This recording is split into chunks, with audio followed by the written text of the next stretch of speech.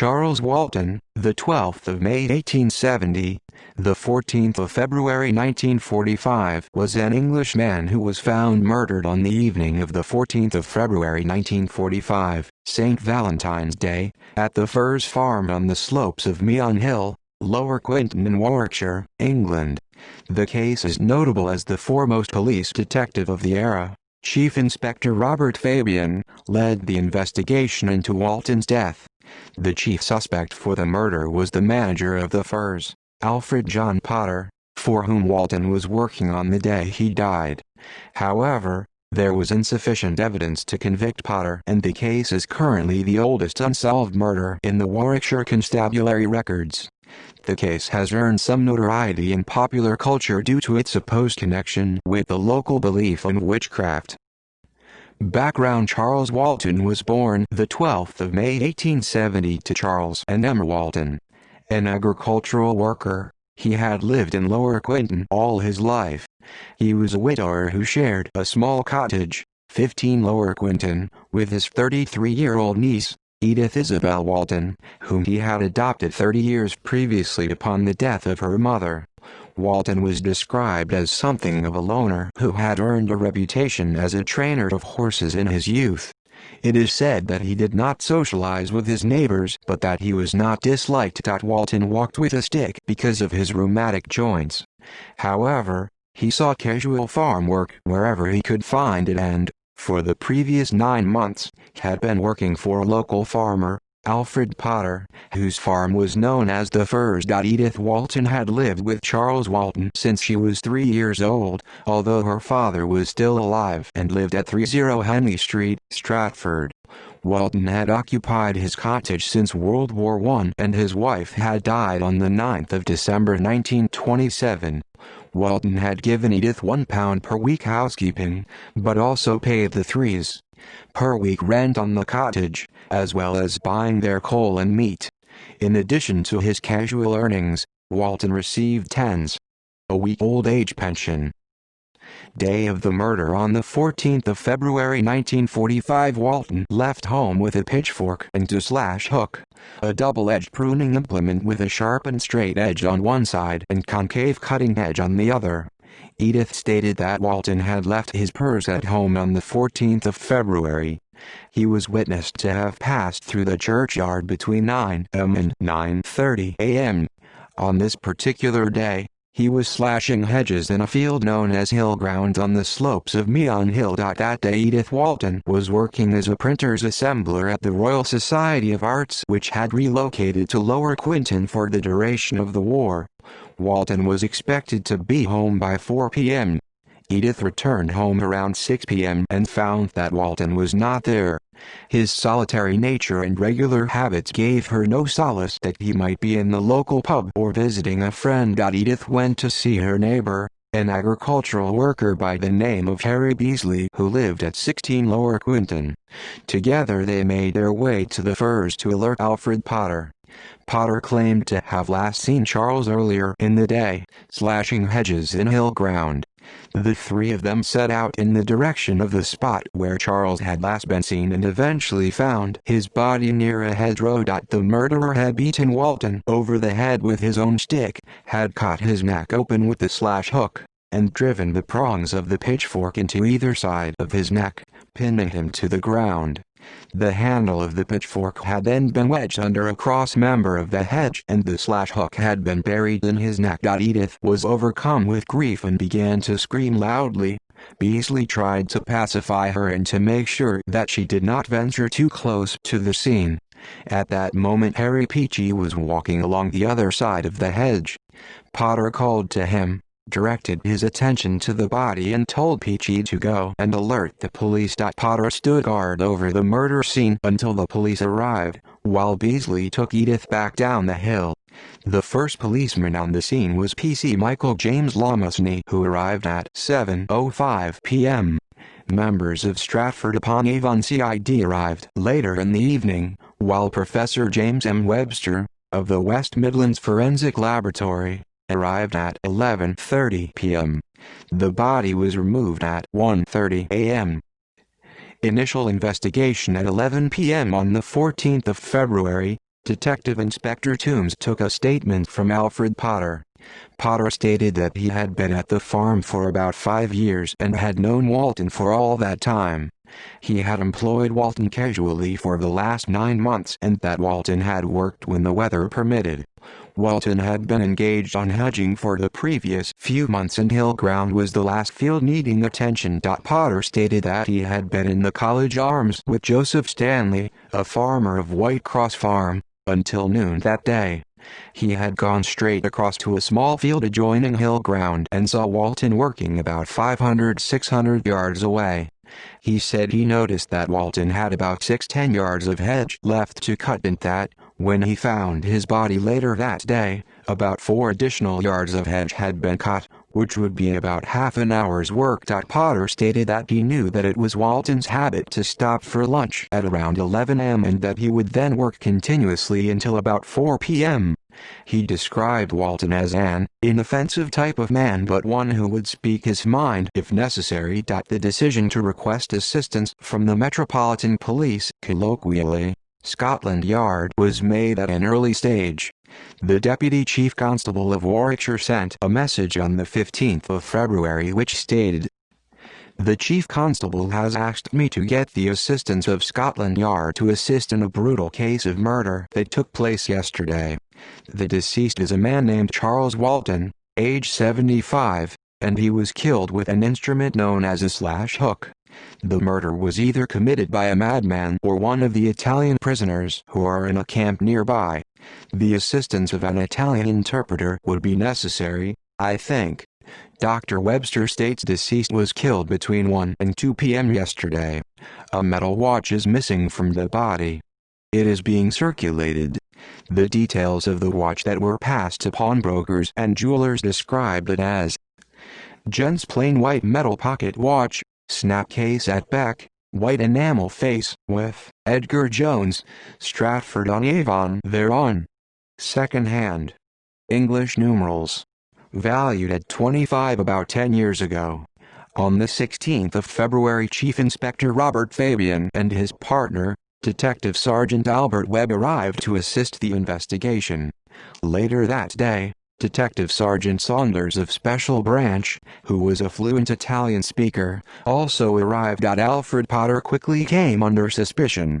P.C. Lamasny, the local policeman who knew Alfred and his wife, Lillian Elizabeth Potter, was asked to stay close to them to see what they might unwittingly reveal. Detective Sergeant Saunders began interviewing the Italian World War II prisoners of war held at Long Marston. Prisoners were apparently able to roam the area at will, and although there was a schedule for workdays and free days, no record was kept of these movements. On the afternoon of the day of the murder, some prisoners had gone into Stratford to see a play, while others had visited the cinema. However, it does not appear that any of the Italians was ever seriously considered to have killed Walton. Post-mortem. Professor Webster's post-mortem on Walton found that Walton's trachea had been cut and that he had bruising to his chest and several broken ribs. Walton also had defensive wounds. A cut on his left hand and bruises on the back of his right hand and forearm. Webster concluded that Walton's wounds had been caused by 2 weapons, a stabbing weapon and a cutting weapon, presumably the pitchfork and the slash hook. Walton had also been hit over the head with his own walking stick, which was found 3.5 yards from his body with blood and hair adhering to it. It was determined that Walton died between 1 and 2 p.m. Walton's shirt had been opened. His trousers had been unfastened at the top and his fly was unbuttoned. Webster's report makes no specific mention of the cross supposedly carved on Walton's chest mentioned in some later accounts. Alfred Potter's account of events on the 17th of February, Potter was interviewed for a second time, on this occasion by Detective Sergeant Webb. Potter stated that Walton had usually worked about 4 days each week, but never in wet weather. Potter stated that he paid him 18 pence per hour and usually at the end of each fortnight, although sometimes by the week. He said that he left it to Walton to say how many hours he had completed and implied that Walton was sometimes paid for hours he had not actually worked. He had last paid Walton for the fortnight ending the 10th of February when he had given him £2.15s. Potter stated that on the day of the murder he had left the College Arms and gone across to a field known as Caxley's to see to some sheep and to feed some calves. When he reached the field it was 12:20 p.m. and he then saw Walton, working in his shirt sleeves. He was sure of this because it was the first time he had seen him so dressed and had said to himself, "He's getting on with it today." Potter added that he would have gone over to see Walton were it not for the fact that he had a heifer in a ditch nearby that needed attention. He went straight home and arrived there at about 12:40 p.m. He then went to attend to the heifer. On the 20th of February, PC Lamesny was at the Firs and mentioned the fact that the police were still hoping to take fingerprints from the murder weapons. At this, Alfred Potter said that he had touched the handle of the slash hook, and possibly the pitchfork, when he first came across the body, although he claimed he had already mentioned this to the police. He said he had handled the weapons in response to a comment from Harry Beasley that, "You'd better have a look to make sure he is gone." Mrs. Potter had displayed considerable annoyance at this revelation, stating that the police were bound to suspect him if his prints were on the murder weapon. Potter, meanwhile, told Lamesny that the murder was the work of a fascist from the camp. A short time later, a serviceman came to the door and asked for Potter, who was in the yard. Lamesny recorded that, when Potter came in he said, "That soldier has just told me that the military police at the camp have caught an Italian coming out with a suit of clothes and detained him and sent for the civil police who came dashing out. They have taken him away with them."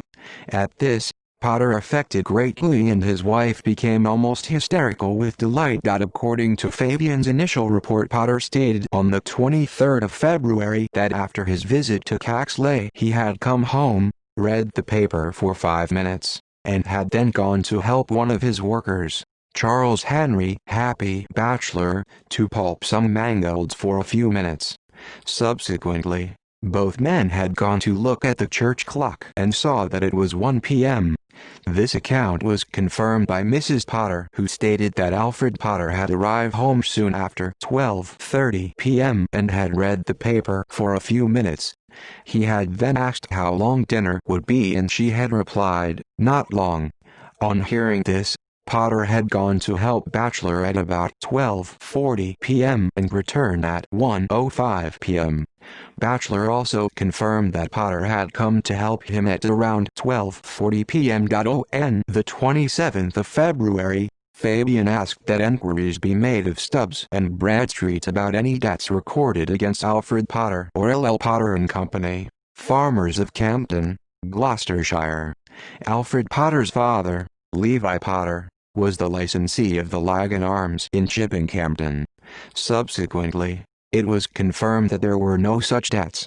Fabian also asked for enquiries to be made at the Ministry of Agriculture and Fisheries about the result of a test wages investigation made on the 12th of January 1945 at Firs Farm by Inspector R.G. Elliott, who was apparently reluctant to reveal the information to Fabian without authority from his headquarters. Again, in his initial crime report, Fabian recorded that, at the inquest on Charles Walton on the 20th of March, Potter had told the coroner that he had seen someone in shirt sleeves in his field at 12:30 p.m. and that they were stationary.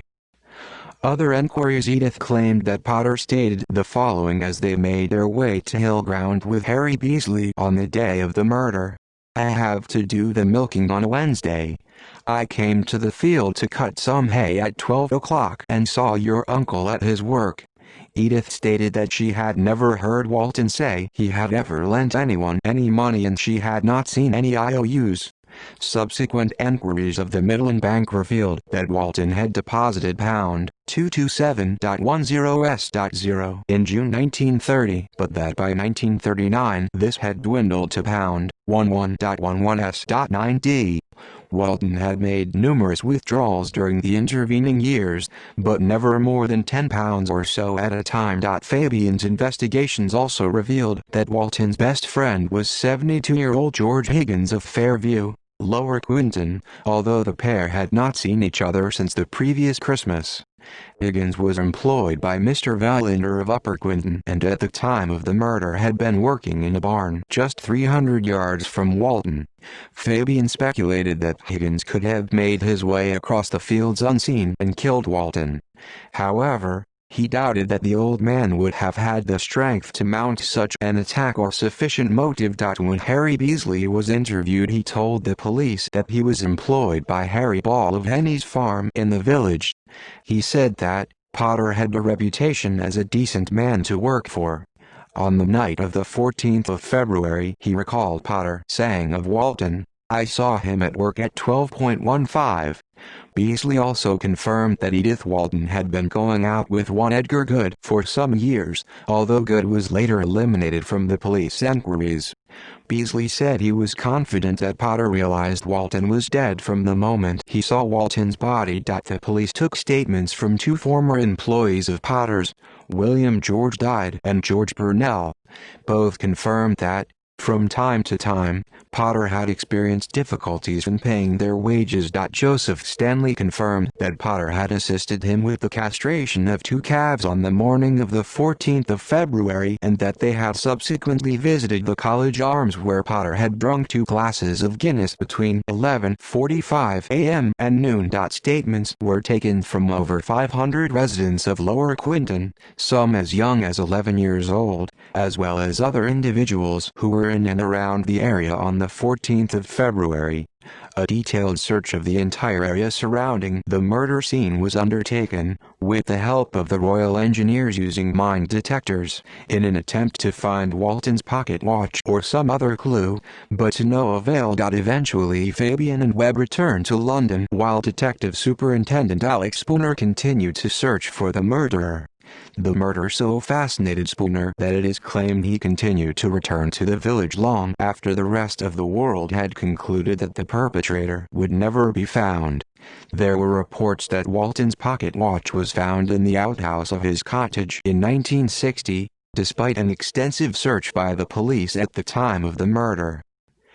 Alfred Potter was 40 years old at the time of the murder and managed the Furs for L.L. Potter and Company, which was a company owned by his father. Robert Fabian concluded that Alfred Potter was the likely killer of Charles Walton. Potter's behavior on the night of the murder did not appear to be that of an innocent man. When Constable Lomisny arrived at 7:05 p.m., he noted that Potter seemed very upset. He was shivering and complained of being cold. Looking back, I think that Potter appeared more worried than one would have expected him to be. After all, Lomisny reasoned, Potter was used to slaughtering animals and might have been less moved by the murder scene than other men. Lomisny was also surprised when Potter said he was going home before the Stratford police turned up. He said, "His complaint of feeling cold I considered a strange excuse from one who was used to attending to animals at all hours and in all kinds of weather, especially as the murdered man was his own employee and had been murdered on his own land." In fact, the Stratford police turned up just as Potter was leaving. On the 17th of February, Potter said he would have gone over to see Walton at Hillground on the 14th of February were it not for the fact that he had a heifer in a ditch nearby that he needed to attend to. He claimed he had gone straight home, arriving there at about 12:40 p.m., and then went to attend to the heifer. However, the heifer was found to have drowned in Doomsday Ditch on the 13th of February and was not removed from the Firs until 3:30 p.m. on the 14th of February, almost 3 hours after Potter claimed to have gone to attend to it. Potter's statement about the heifer was contradicted by his statement on the 23rd of February that he had gone home, read the paper and then helped Charles Batchelor to pulp mangolds. Fabian's comment was that Potter is undoubtedly lying about his actions at this critical time, but the reason for these lies can, for the present, only be a matter for conjecture. Fabian's cynicism about Potter's activities between noon and 12:40 p.m. was increased by the fact that he variously stated he had seen Walton working in the distance at 12:10 p.m., 12:15 p.m. and 12:20 p.m., ultimately telling the inquest that he had seen someone stationary at 12:30 p.m. Fabian commented that, thus we have Potter's story gradually changing from seeing Charles Walton working at hedge cutting at 12:10 p.m. to seeing a man standing stationary in the field at 12:30 p.m. Potter's statements about seeing Walton at work invariably said that he was in his shirt sleeves. However, when his body was found, he was wearing a jacket. Underneath this jacket he was wearing a shirt, but the sleeves were cut off above the elbow. Thus Potter could not have seen Walton in his shirt sleeves. In Fabian's view, even if Potter had merely seen Walton with his jacket off, it seems improbable he would have worked in shirt sleeves at 12:20 and then put his jacket on, unless he had decided to go home. On the 20th of February, Potter said he had previously mentioned to the police that he had touched the murder weapons and that this had been at Harry Beasley's instigation. However, this was the first time he had made such a claim to the police, and Beasley strongly refuted any question that he had asked Potter to make sure Walton was dead. Beasley said it was patently obvious that he was dead and that Potter did not touch the weapons in his presence. Fabian's comment was that Potter produced this explanation only when Lamesny broached the question of fingerprints on the 20th of February. He considered that Potter had gone to great pains to explain away any of his fingerprints which might be found upon the weapons. In the event, no prints were found. Potter's suggestion that he might occasionally pay Walton for hours he had not worked was disproved by an examination of the sums he had indented for wages from L. Potter and Company and those he had paid to Walton. What Potter was in reality doing was claiming more than he needed to pay his employee, and pocketing the difference. Fabian's comment was that Potter, by his own admission, is guilty of claiming more wages than were due, and there is no doubt that he was making a good thing out of Walton's employment by him. After Fabian and Webb had returned to London, the police constable who had relieved Lamesny and stood guard over the murder scene reported that Potter had returned to Hillground soon after first light on the 15th of February. The policeman had warned Potter away from the actual site of the murder. Potter had exchanged a few pleasantries about the coldness of the weather, given the constable a player's cigarette and then left.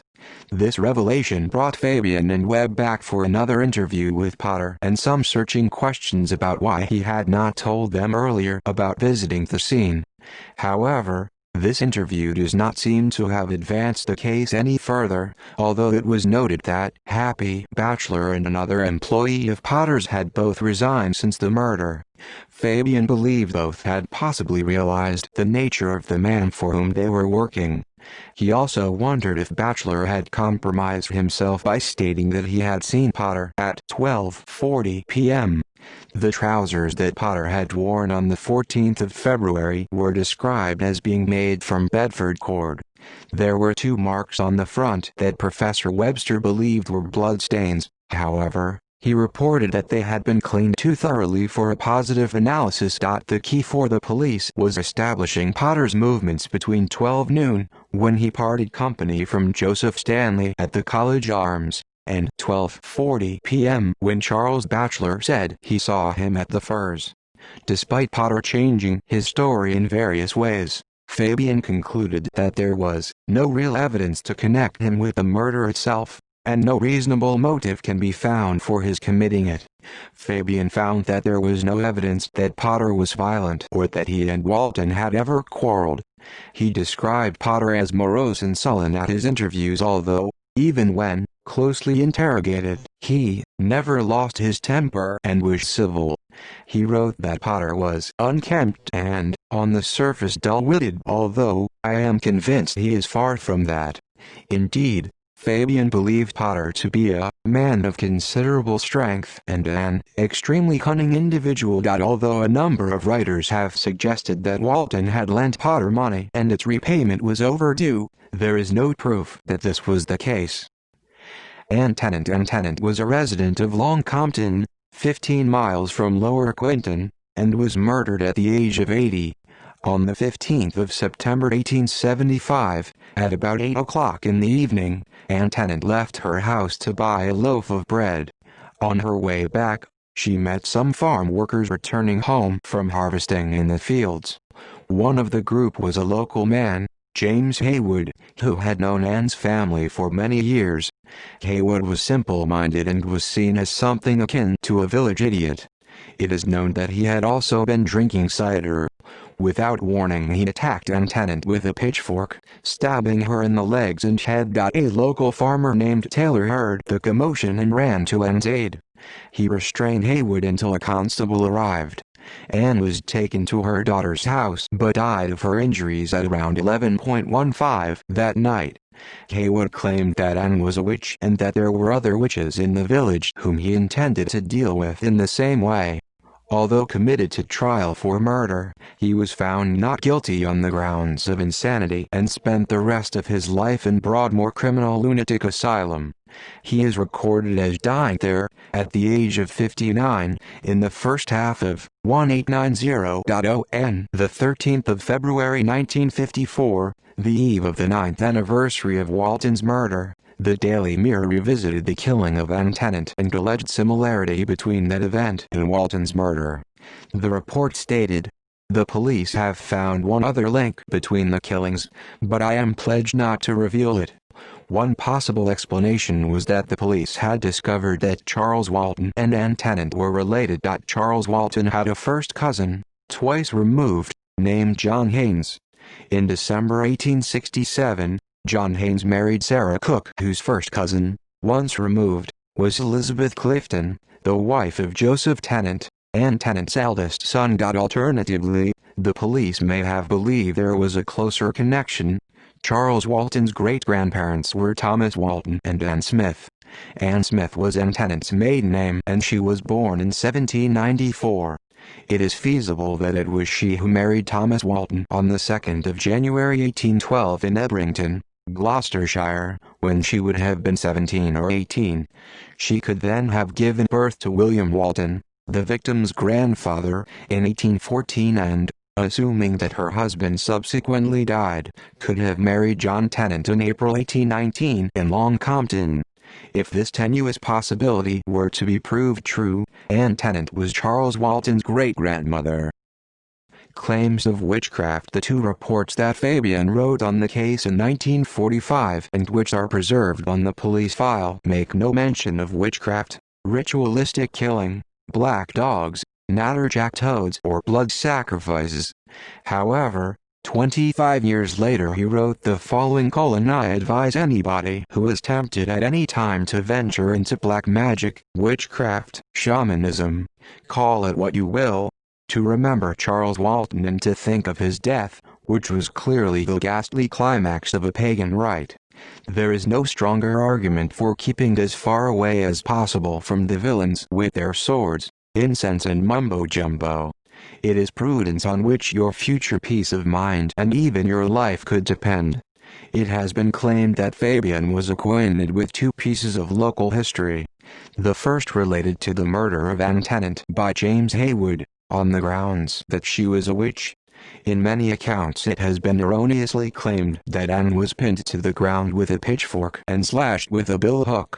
Additionally, Detective Superintendent Alex Spooner, head of Warwickshire CID, is said to have drawn Fabian's attention to a 1929 book entitled Folklore, Old Customs and Superstitions in Shakespeareland, written by the Reverend James Harvey Bloom, rector of Whitchurch, and father of author Ursula Bloom.